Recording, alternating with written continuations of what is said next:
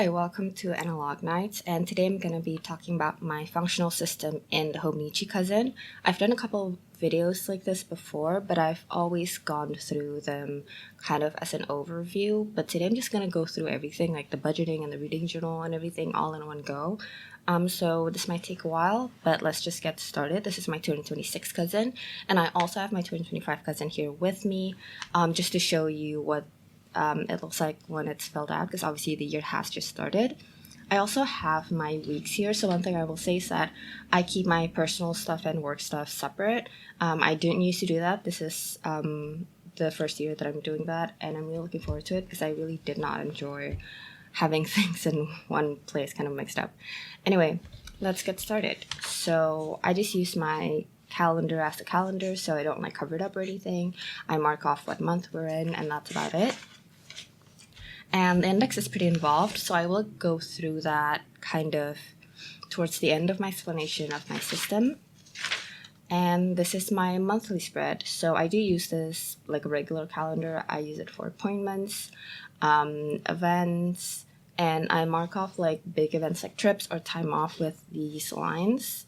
And then I write what it actually is, in the beginning of the line. So for example, I had a trip in the beginning of December, and then I had time off towards the end of December. And I also mark big items that I want to track, for example, bills, cleaning tasks, with little markers that correspond with my budgeting. For example, G for grocery shopping, R for rent, things like that. And I put it like in the corners of these boxes so that they're easy to find at a glance, which is kind of the whole idea. So I know next month when I need to do that again, if it's a monthly task, for example. I also put what books I'm reading here. I mark when I started them and when I finished them. Because, again, my reading journal is in this cousin, and it's pretty much a big part of everything. Pretty much a big part of everything. Yeah, on the side here, I just put like my favorite quote from my favorite book of the month. Honestly, I just didn't know what to put on the side here because all of my ideas about what to do in this section here, I kind of ended up doing it in other sections. But yeah, I think this is just a nice place for it. And I do like how it looks. I started this towards the end of last year, so we'll see how I keep up with it this year, but I'm really liking it, so I think I will keep up with that. This is the month we're actually in. Again, I just mark what day we're on. This is not actually the second, this is the third. I just haven't updated it. And I use an index tab to mark, the month that we're at so that it's easy to flip to. As you can see, I just have kind of the dates I know are coming up throughout the month, but things are still pretty bare, obviously. So let's go to my monthly. I just have some tabs here to cover up some personal stuff. But so I have changed the way I'm using my weekly. I used to divide up tasks into categories, but things have changed with, how life has changed. And I started marking down tasks on the day I actually want to do them, or else I won't do them. But I will say, because I've done the category thing for so long, that I do just automatically do it. Like, these tasks aren't on the days I actually want to do them. They're just kind of split up by category, even though I'm not putting down the categories on top, which is what I used to do in my previous system. So I'm not going to get into that too much because it doesn't matter here. But that might not have made sense. But do check out my other videos if the category thing is of interest. But yeah, I also split up my days. So up here I have my big events. Again, I mark off if it's like time off or public holiday or whatever. And I have like events up here, or appointments. I do also mark off appointments on the actual timeline. I just didn't really have any this week. Let's see if I can actually find an example. Yeah, for example, let me just, for example, here I had an appointment at this time. It was like it was just, seeing some friends. So I mark it on the timeline, and then I write down what that is. this is, again, my 2025 cousin, so I just have it here to show you.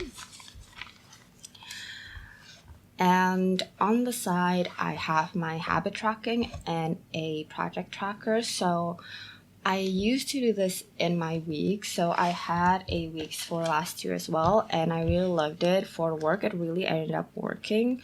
Originally, that's not what I used it for. I had a whole video about how I was going to use this to track my writing, but that's not how things ended up going because a lot of things happened last year. I'll say that.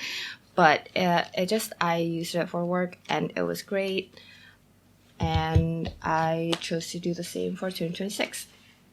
But I started this in December and I was doing this thing where I did work and also like a habit tracking product tracker thing over here. But the thing is, it just made me like really not want to open my weeks like on the weekends and things because, you know, it's work stuff here and I don't want to deal with that on the weekends. So I did move it here like basically the last week of December and I really like it. So I have my habit tracking here. They're more like daily to-dos is the way I like to think of them, but I do have that here. And this is a writing tracker. So I did cross off like these first 2 days of the week because they were in 2025 and I wanted to mark that, you know, the year started like halfway through the week. But this is basically how it looked like in 2025. So this is a writing tracker. I don't track like word count, but kind of how I felt about my writing that day. Like I mark it from a 0 to 10. I think it just feels better for me because writing isn't always, you know, putting down as many words as possible. Sometimes I'm editing, sometimes I'm rewriting, whatever. It doesn't really matter. This is just a better way for me to track it. And it's a better way to track progress and motivation wise, it's just better. I won't get into that too much. But yeah, that's what I do. We are still in the week, so I haven't like marked, you know, the actual graph, but I just put little dots according to the progress that I'm tracking. And on the side here, I have my budgeting. So I have like 1, 2, 3, 5. I have 5 budgeting categories, and I put the actual budget here marked with a tombow, and it is a purple tombow if I still have like enough money left in the budget to spend, and then it is gray if I don't. So for example, again here, it's gray because my budget for that month, you know, I've run out of it, so I can't spend more. I still do, obviously, sometimes, but it's just a good indicator of how I'm doing budget-wise. And the year has just started, the month has started, so everything's still purple, but I'm sure soon enough that won't be the case. And then I put down like how much I actually spent from the month, like I add things up. And then, or not from the week, and I add things and then put it here. And then I migrate that to my budgeting section, which I will show you in a second. But yeah, so I do also mark spending, and I use the letter markers, like for example, G for grocery shopping. I just put G and then usually the name of like the supermarket and then how much I spent. For example, T for transport, and I just put down like how much I spent on gas, basically. But yeah, this is the weekly spread. Oh, I also put down like if I started a book. The thing is, when I put it on my monthly, I do it once I finish the book because I know that like, oh, I started it and I finished it, so I want to record it in my reading journal and also my monthly. But a lot of the times I just start something and then like a couple chapters in I realize, oh, this book isn't for me, I'm just gonna drop it. The weekly spread is to me like less committed, so I put down that I started something, but it's not necessarily something I'm continuing. It's just something to look back on and be able to reference when I need to put it in my reading journal, if that makes sense. So yeah, the weekly's like kind of, to me, a messy kind of space, so I do feel pretty comfortable just chucking in whatever I need. Sometimes I need just like scrap paper, or not scrap paper, but little notes. I'm on a call and I need to note things down. I just put it like here. It's just my dashboard basically. So let's move on to the daily pages. So if you're familiar with my system, with my other videos, you'll know that I use my daily pages as notes pages, and I use these colored sections to my advantage basically. So my first section is always what I used to call my daily logs, but I realized that I just use it for my budgeting, so it has changed to just my budgeting section. On this first page, I do have this like grid guide thing that I use whenever I, have to make layouts on my spreads and whatever. And I think I did mention this on my last video, but it was, I think, from Rocky Scissors Papers Co. I think that's her channel name. But yeah, that was a great idea, and I immediately picked it up because it's super useful. So I probably will blur this because I'm just sharing everything here. So I'm sorry about the blurry thing. I know a lot of people have asked if I can show more clear pages. But yeah, I hope this is still helpful. But this is my budgeting and expense spread. Again, the month has just started, so it's still pretty bare. But I separate things by categories and then by week. So week 1, 2, 3, 4, 5 of the month. And then I do have just one section for rent here because it has its own like category, I guess. And then totals down here. So for each category, I have my actual budget up here. And then usually when I'm over budget for a certain month, I'll just roll that over to the next. So for example, here I have another number and it's just minus and then the amount. And that's how much I was over budget last month. So I know that going into this month, actually my budget, which is here, my remaining budget, I guess, which is here in purple, Tombow, is what I usually budget monthly for that category minus what I overspent last month, if that makes sense. And this is really helpful because it doesn't over penalize me next month or that month. For example, like things can just roll over if I'm getting groceries and I spend more than what was budgeted, like that food is still gonna be eaten like probably next month or something. Like I just put it in the freezer, and that's not like a bad thing. It just gives me an idea of like, oh yeah, I actually already spent that much because I bought a lot of groceries at once last month, and I don't need to spend that much anyway this month because I already bought everything, if that makes sense. I hope that makes sense. Anyway, this really works for me, the things rolling over thing, because it just makes sense, like life doesn't really start and stop in the beginning and at the end of the month. So anyway, this is great. I hope all of that makes sense.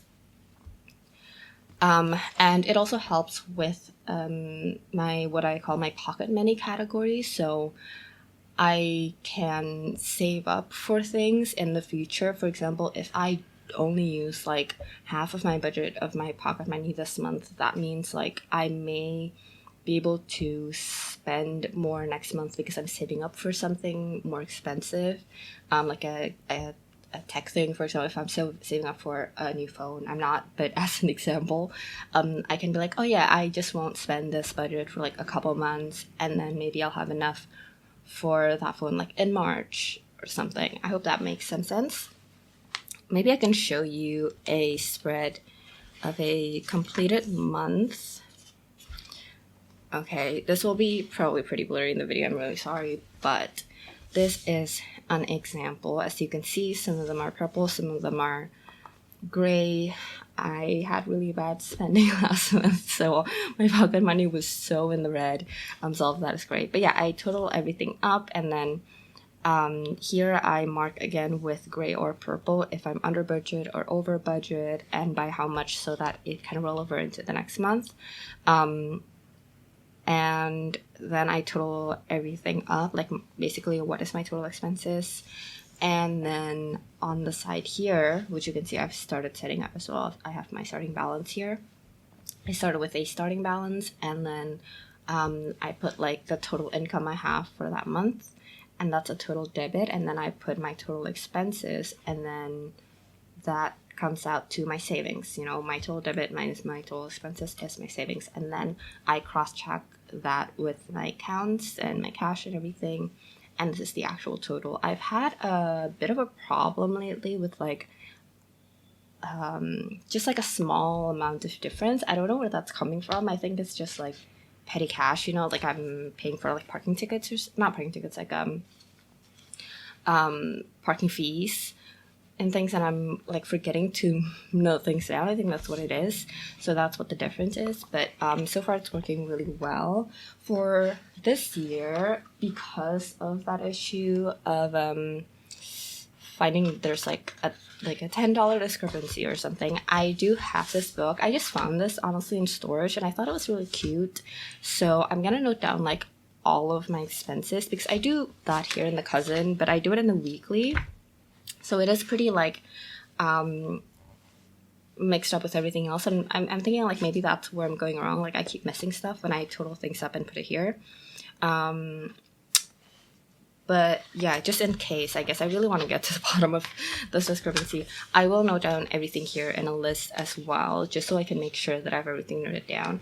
But yeah, I think this is really cute, and I really want to use it. And it's like a 10-year-old book or something. I don't know where it's from. But yeah, if I haven't said, which I think I haven't, after I total things up by their category, I put it here. And then I put those amounts here. So the remaining budget I've put down here in purple is the same as the one here. I just need to keep it in mind throughout the week. That's why that's here. And then I put these amounts here, and then I subtract it from the remaining budget, and then I write a new budget for the new week. For example, just trying to show you one that's finished.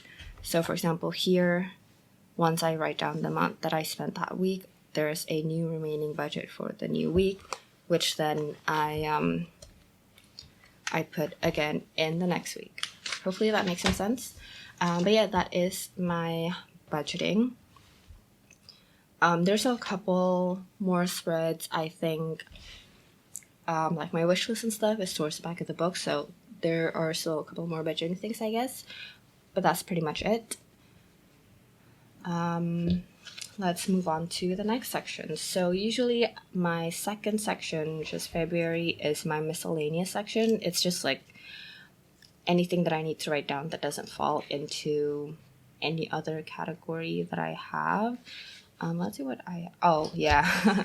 I did not watch like any movies basically in 2025. Life was kind of a mess. But I managed to sneak in a couple towards the end, towards during break basically. And I was like, oh yeah, I really should watch more movies because I love movies. So I do have like a movie tracker here, which I'm excited about. I don't know how many I'll end up watching, honestly. I have a key here for, my budgeting category marker things that I use on my monthly, like the E for electricity, R for rent, things like that, or and cleaning tasks. For example, like L for laundry, things like that. I also have keys for my index page, which I will get into later on. I have a goals list. I just call it goals instead of 2026 goals. It's something that I wanted to just have space for, so that is what is in here. So for my next 3 sections, which is how I've always done it, section 3 through 5 is my project section. So I write down project notes, project trackers, everything in these 3 sections. And I use 3 sections because the Solar System was born out of I was in bullet journals, and all of my projects were scattered throughout the book, and then using these sections made it more easy to keep everything in their specific sections and not having to deal with one project being broken up by grocery lists and reading trackers and whatever else, and then having to flip back and forth when I'm actually working on the project and needing to reference those notes. I hope that makes some sense. I've tried explaining this problem in previous videos. I think people understand what I'm going for. So that's what this is. I'm just trying to figure out what I can show you. I have one project. Okay, here we go. So this is a project. I have this here just to cover something up. So that's not what this is for, but it's a nice colorful piece of paper. Honestly, I was looking for a piece of paper. I could not find any. I just have like my projects here, some basically metadata, and then I have some notes here that I covered up, obviously. Here, I was trying to come up with like a tracker kind of thing. I've always done trackers that was date-based, date and progress-based in like 2 separate tables. And I was trying to find a way to do it in one, or like have a kind of like a Gantt chart kind of thing, which I started doing in my index pages, which again I will show you. But this is a writing project, and what I've done is I've divided things up by Act 1, Act 2, and Act 3, and by kind of stages in my writing. So draft 1, 2, 3, and the idea is that it's, for lack of a better word, modular. So within Act 1, I mark out how many like sections there are in Act 1 with these little squares, which I do use. So recently I got this and it's been kind of a godsend. Like, I really love this thing. It's really helpful. But yeah, I mark it in those little boxes, and the idea is if, while I'm writing, while I'm editing, there's yet another section that I need to do, I can just add another square. It's not a big deal. And again, with these draft 1, 2, 3, there'll probably be a draft 4, like a proofread section, or not section, stage, or an editing section, whatever. I can keep adding little rows and on. But yeah, I can see, I've drafted draft 1 up to a certain point. I've done draft 2 up to a certain point, and then I can keep adding things on. Honestly, this isn't updated. I got to work on this again like yesterday, basically. So I need to update that. But yeah, I don't know how functional this will be. I think I was just having fun with it, setting up my book, doing a little tracker. So that's what this is. I know some people have asked about how I track my projects, but honestly, it's not like it's not that complicated. These are just notes, like it's just project notes, and then I do a tracker, like basically checking off like dates and stuff, and this is just like a fun way to track progress that I've come up with when I was setting up this book. I think I saw an example of like a book, like a notebook that someone used that had this a project tracking. I was watching the 2026 Planner lineup by mostly Maddie, or mostly Mady, but she had a notebook that had I think it's called an action steps table, and it is date-based, but that is where I got this idea from, and I do want to figure out how I can do this date-based, but it's really difficult because I'm using this side as a stage, like as stages, and then this side as the actual progress of the project. So I'm not sure how I can add dates as another layer to this, but if anyone has any ideas, definitely let me know. Anyway, okay, let's move on.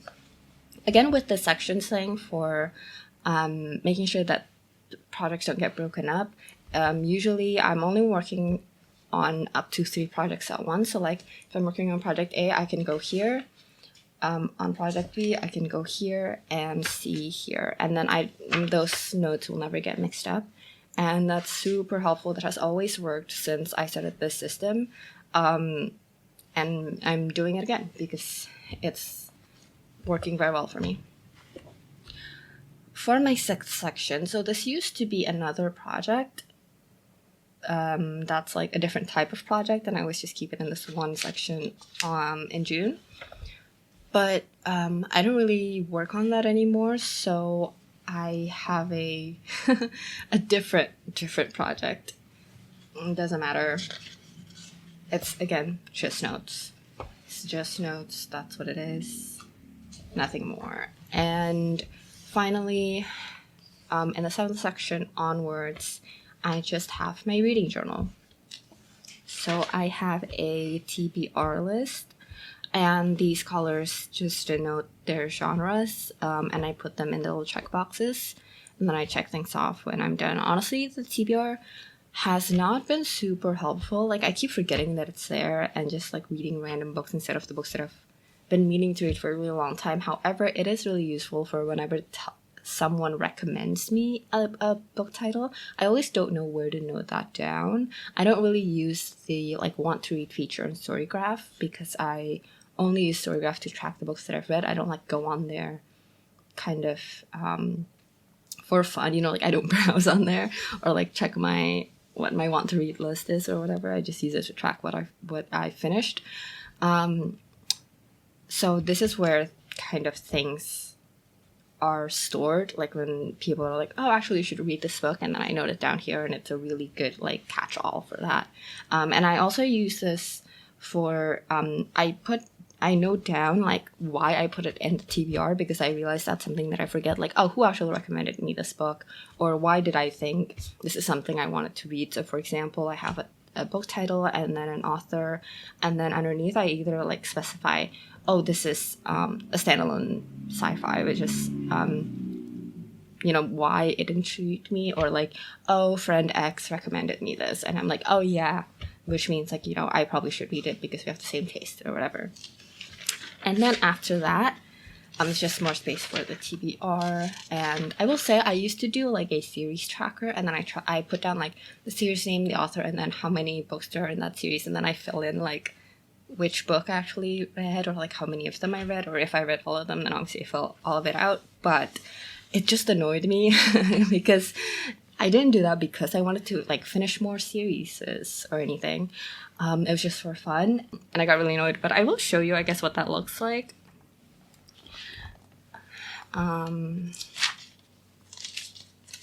Let's see.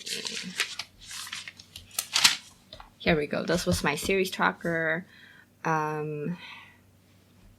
you can see, it's not really about filling out, like finishing the series, because a lot of these I just like read 1 or 2 books from the series and then I ditched it because it's like not a real series, and also I did not like it, so I have no interest in reading more from that author or from that series. So I did get annoyed and I ditched it because I'm like, whatever, I don't want to do that anymore. Anyway, this is just my list of books that I read this year. I did write down it's 100 books in 2026, but it's not like a goal or anything. I just know I won't read more than 100, so it's a pretty safe bet that I have enough space here. So yeah, I just drew like little books or like little squares, and then I just fill it out. Again, I will show you what that looks like. Here we go. So I usually write down like the number, you know, like, oh, it's my first book, second, third, and so on. And then book title, the author, and my rating actually. And the rating is color coded, so similar to, let me show you my TBR here. So similar to the color coding here, I use these colors as the rating, as the stars, and then I fill it in with an actual star in pen for the actual rating. Hope that makes sense. That's pretty straightforward. I think it does.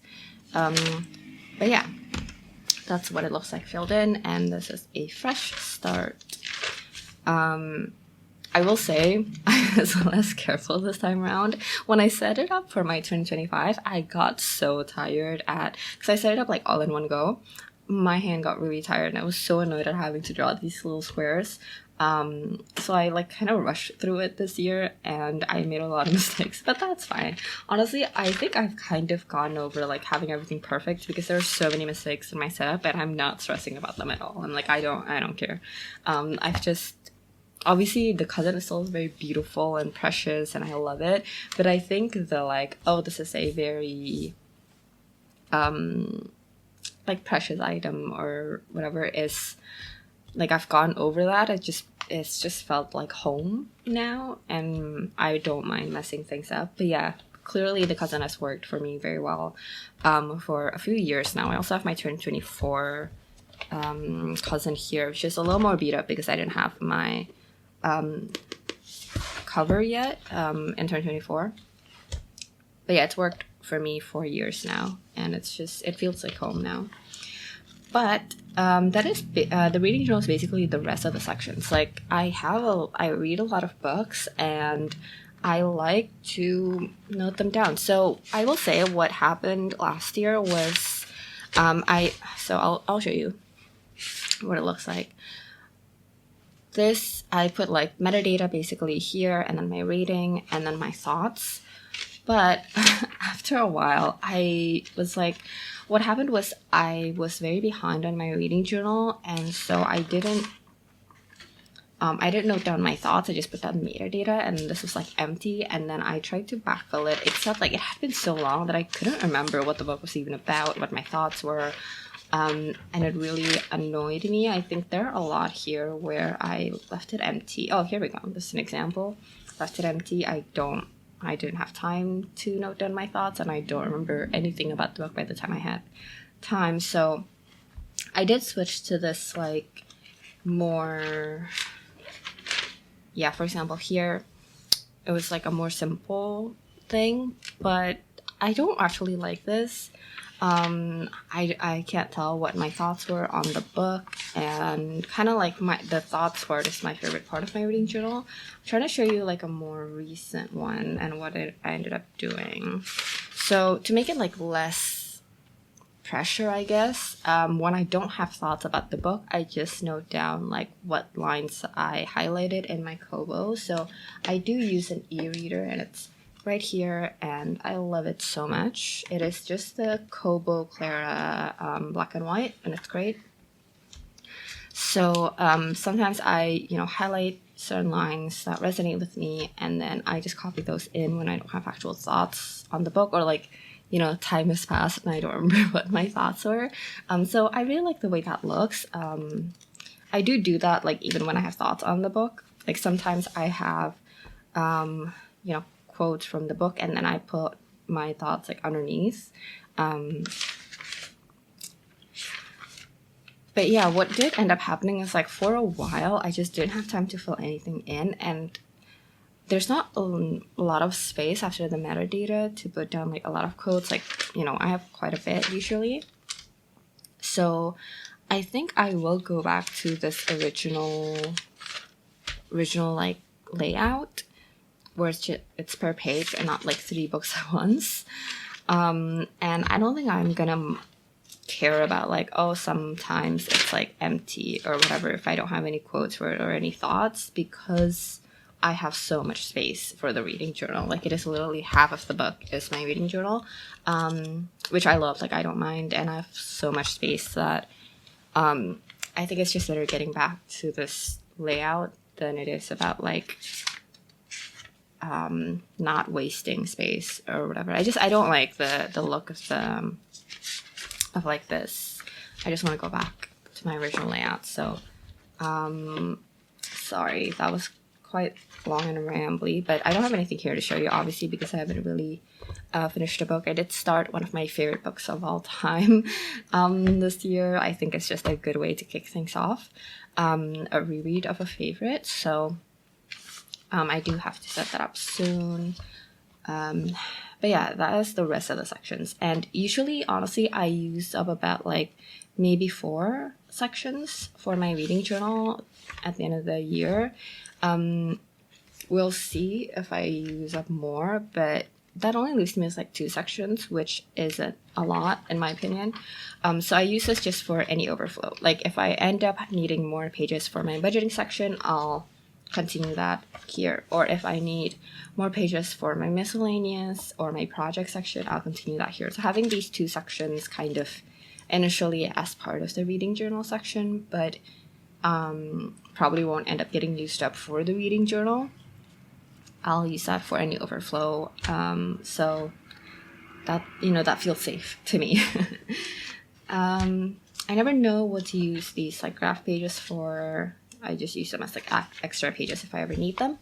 But here I track the authors I read. So I have this problem. It's not really a problem, but I have this habit of just finding one author and then reading all of their backlog, and never really venturing out of my comfort zones, I guess.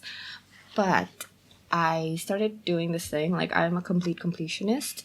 So I will write down, like whenever I read a new author, I'll put that name down. Not necessarily like a new author to me, but just a new author in that year, so that I can make sure I write like a bunch of different authors throughout the year. But I don't want to, again, over penalize myself by only putting down like new authors to me, like ever. I just want this as a record of, oh, who are the different authors that I read this year. And it's actually been working quite well. I started it in 2024. Let me show you what that looks like actually. Here we go. So this is about like 7 times 7. Wow, that's a lot of, okay. Anyway, I got to here, and I think that's already quite good. And then in 2025, I managed to fill it out even more until like the second section, which is like more than 50 authors, I think that means. So that's great. Like just the motivation to fill out all the boxes is making me, read more like different authors, which is perfect. Exactly what I want. So I'm keeping that here, and I'm keeping this as authors read. I have seen someone, I can't remember what video I was watching, but I saw someone use this as like a cleaning tracker. And I think that's a great idea. I actually contemplated doing that this year instead of the authors read. However, like I said, the authors read thing has been really working. Like I just love filling out little boxes, and it's making me read, more diversely. So I am keeping that. But the timetable cleaning task thing is such a good idea. Like they just put, if I'm not mistaken, the cleaning task here, and then they I think they put down no, that's not what it was. I can't remember what it was. I think it was cleaning task here, and then they check it off here or something, or they write down like the more specific cleaning task here. I can't remember now, but it was like when I saw it, I'm like, that's an amazing idea. I got a kick out of that, clearly. Anyway, let's move on.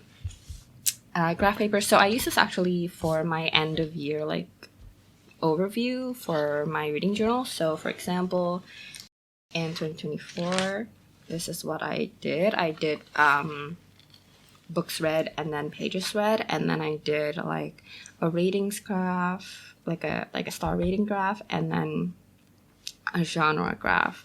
For last year, so again, I set up my cousins like all at once, but it is also the same day that I am basically like completing that year's cousin, where I do all of my final drafts, my favorites and everything. So I was just so tired.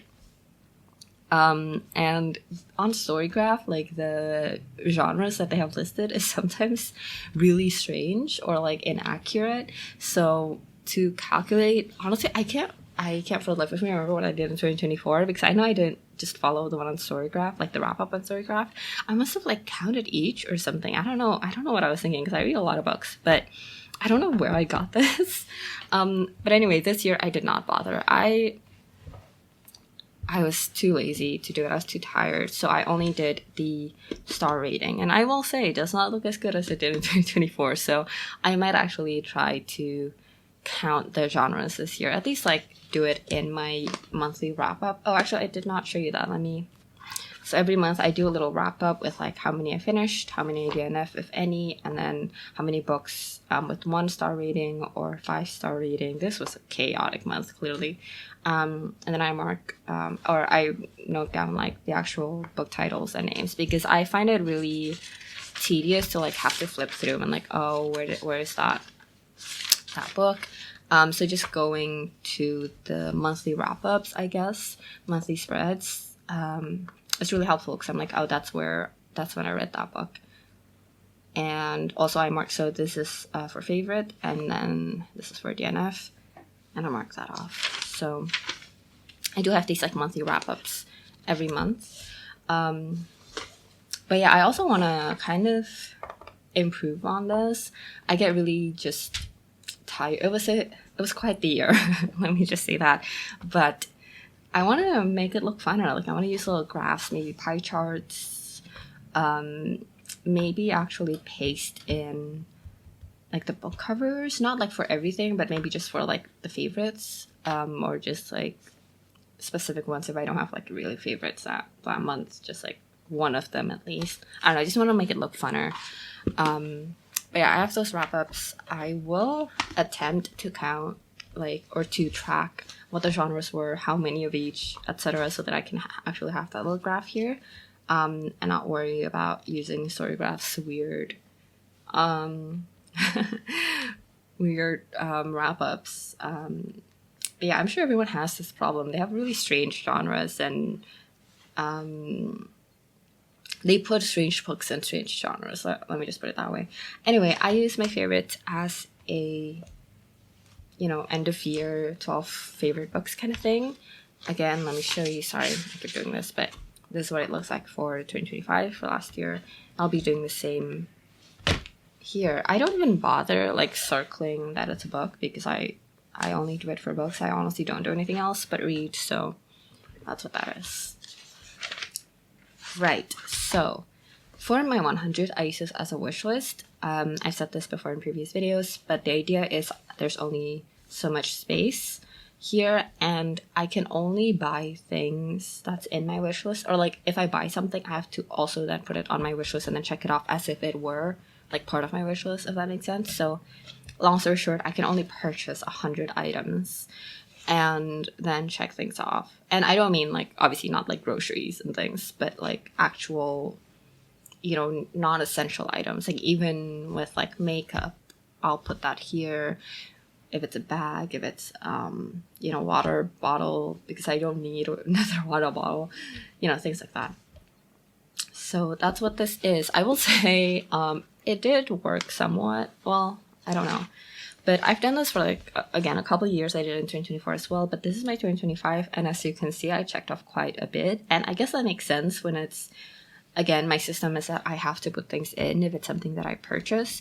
So like, that's not too bad. But I will say it doesn't like curb my spending per se. It just makes me really think about something before I buy it, which I guess is a function on its own. Like, that's fine. I guess it is working. But in terms of like, how much I spend, like amount wise, it doesn't really help. Yeah, I still spent quite a bit. It just made me really think about whether or not I should spend, or yeah, it just turns out 100 things is a lot of things, and I didn't buy that many things, I guess. But yeah, it does not mean that money does not leave your wallet. Anyway, I will use that here. I will say, like, the things that I haven't checked off. Actually, I did buy this. Damn. Okay. Let me check that off. The things that I haven't checked off, I thought about it, like, when I was setting this up, and then I would migrate it here if I still want it. And as you can see, I only have 3 items here. So that's pretty good. I didn't take everything that I haven't bought, like, into here with the intention of buying it. I will say, like, in my previous video, I did say I wanted to use this as, like, a little fun to-do list. Like, if I had a great cup of coffee, I'll fill it in with, like, a marker. I didn't end up doing that, because I got really confused about what each item would mean. Like, it didn't really have to be that hard. I also had the idea of just, like, writing down on the back what that symbol means to me. I still might do that just for fun, but I did not, even though I thought it was a really good idea.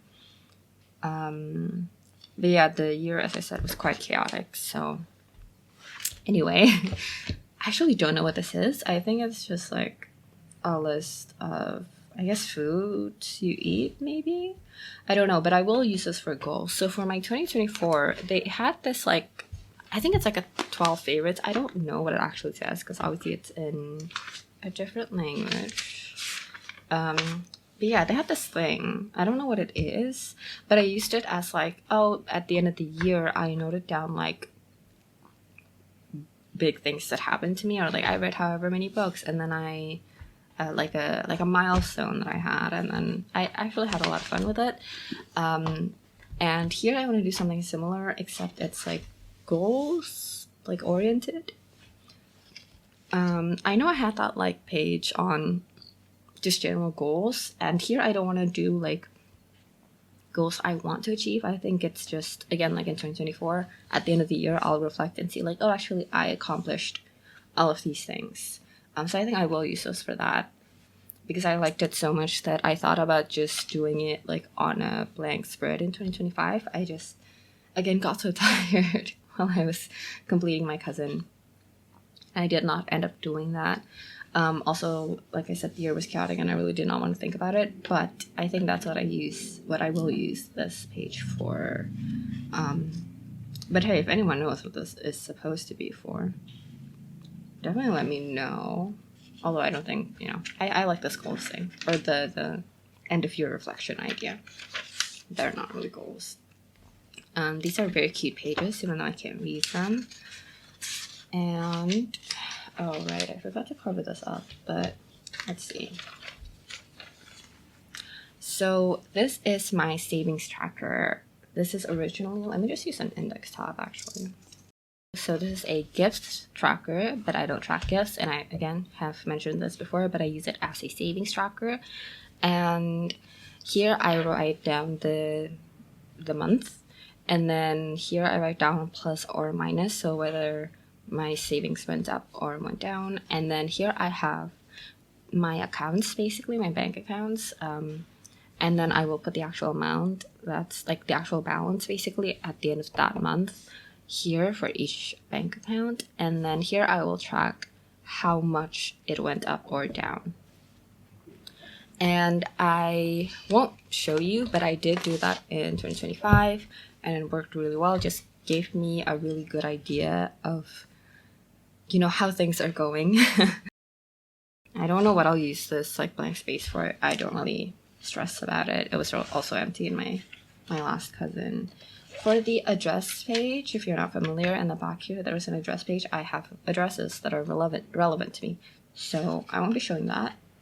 And in the personal information, right, I used to actually put like, not personal information, but I had like accounts that I wanted to remember, like email accounts. I had like 50 million email accounts, and I sometimes forget what a certain email account is, and I need to log in and I panic. But I actually moved that to the addresses page. I think it just makes more sense. So this is empty now, and I don't know what I'll use that for. Something, I'm sure. Now, let's actually go back to the index page. So, as I have explained in excruciating detail, these sections are, not daily pages, but just note sections basically, and I track them here, and I use this as an index, and as I know a lot of people do. So as I said, my first section is my budget and expense logs, second section miscellaneous, third to fifth my projects, and then my sixth is a different kind of project. 7 onwards is my reading journal. I've left these blank, just like once I get into the 8th section for my reading journal, I'll title that. But again, because like these last couple are supposed to be overflow, I won't title that until I know I actually use it for my reading journal or for something else. We will see. And so as you can see, I did fill out certain squares with my Tombow. It's like a blue Tombow. This is such a nice color. I actually don't remember what it's called. I have it. Oh, it's the 451. There we go. It's such a forgiving color. Like, it doesn't really show that you scribbled with it or whatever. But yeah, basically up here I have little markers. For example, for one of my project sections, I have draft completed, etc. And I can fill in for that item what the progress is for that, if it's drafted, if it's completed, etc. The main keys, the main markers are reference and basically continued on another page, which is this symbol here.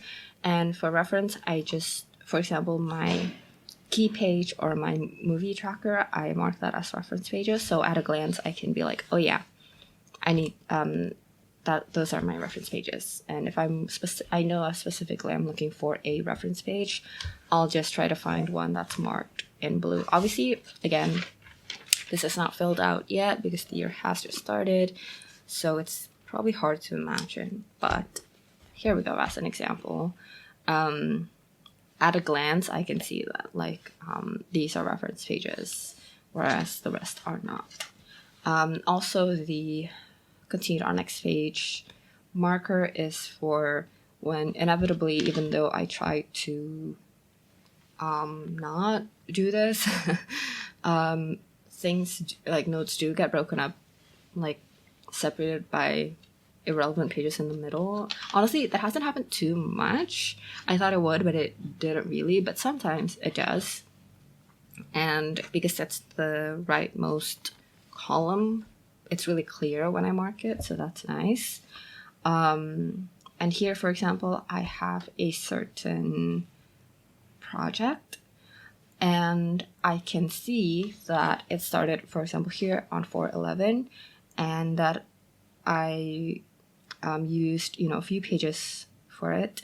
And then I can see on 4/13, I have a draft. So this is a writing project. So I'll be using, just pen and paper to write a bit of it. And I marked that down here, draft. So it's not about whether or not it's been drafted. It's just I know that I have text there. I have a draft there. And I can find it easily. I'm I'm trying to work on this project title. I find it here, and I'm like, oh, I actually drafted a bit in this page, and then I can find it, and then I can work on it. I hope that makes some sense. For my reading journal, I have DNF, completed, and monthly spread or wrap up. And yeah, I mark if it's complete, or if it's completed, if it's a DNF, like this here.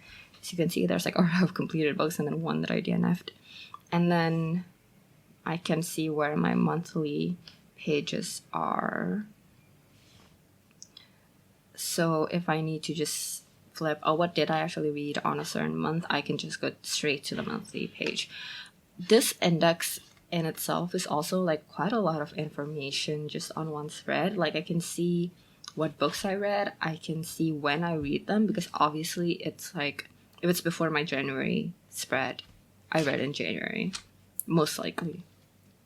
I can read what I DNF'd, I can see how many books I read, and then I can see how many projects I was working on. I can see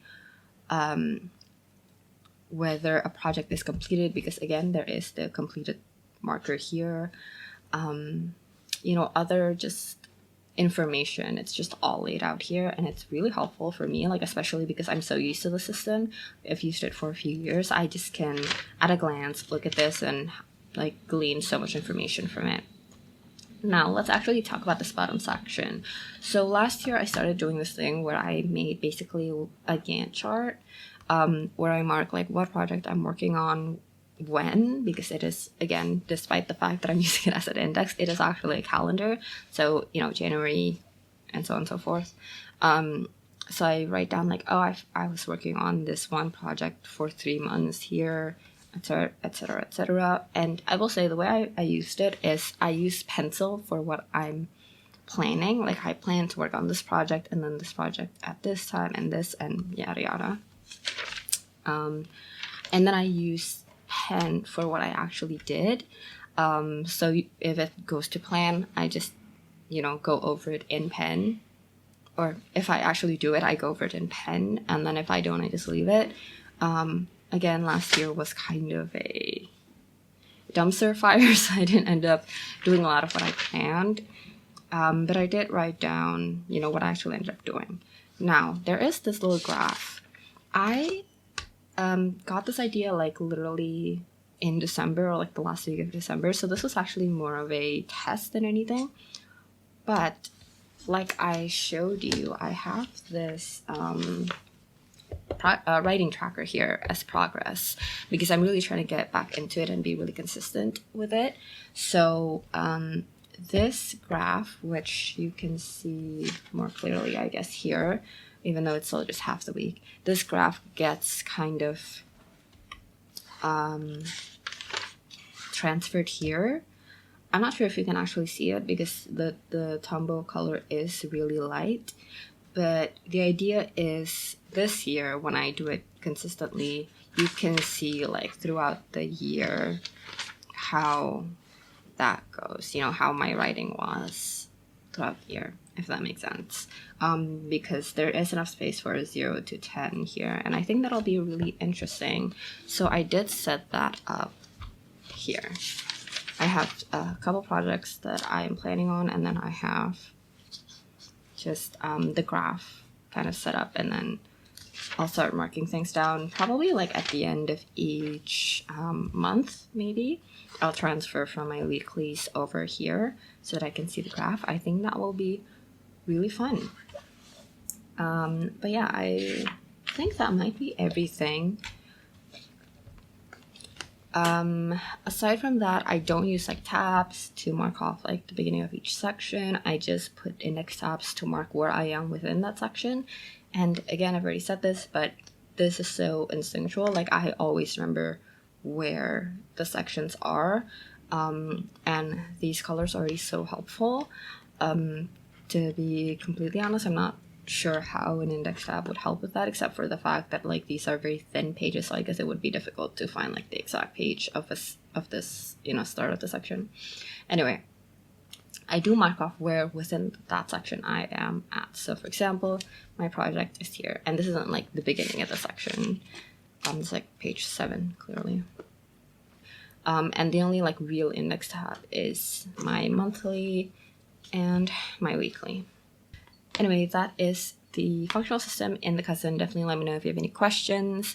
I'm really sorry that I haven't really shared more in-depth like weekly spreads or, you know, my budgeting or anything with like mock spreads the way I thought I would.